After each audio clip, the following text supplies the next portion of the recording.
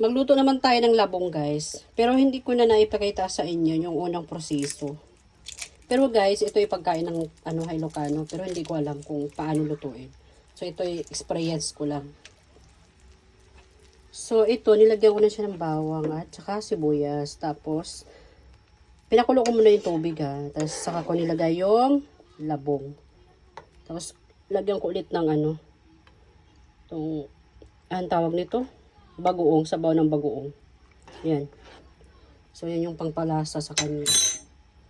Tapos, pakuluin muna natin. Yung labong guys, bago ko siya niluto, pinakuluan ko muna siya na may konting asin para matanggal yung pait niya.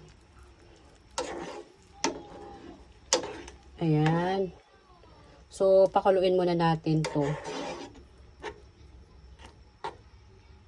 Tingnan natin. Ang sarap ng lasa eh. So, pakuluin muna natin guys. Saka natin ilagay yung mga gulay. So, ito na guys. Kumulo na siya. Lagyan na lang muna natin ng magic sarap ng konti. Tapos, i-mix natin ng konti. Ayan. Bumubula siya kasi yan. Bagoong. Tapos, ilagay naman natin ngayon yung dahon ng sitaw. Dahon ng sitaw to ha.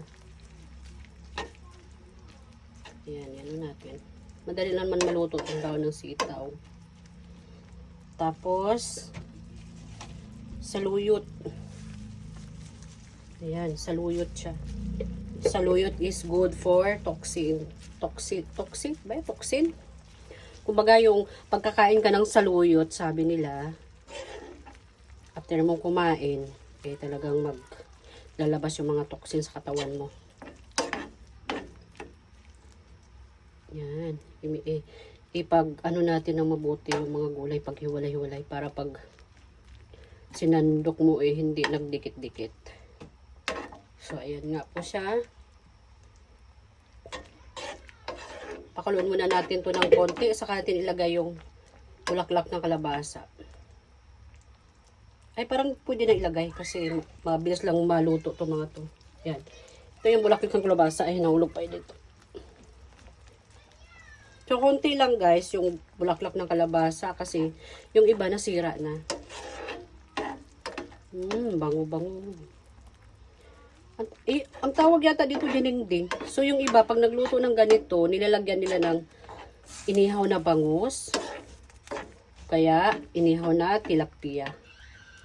Pero, wala akong inihaw na tilapia or bangus. Kaya, okay na to.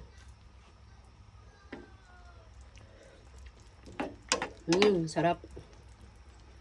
Pakuluin muna natin guys. Tapos na. Thank you for watching. Bye-bye.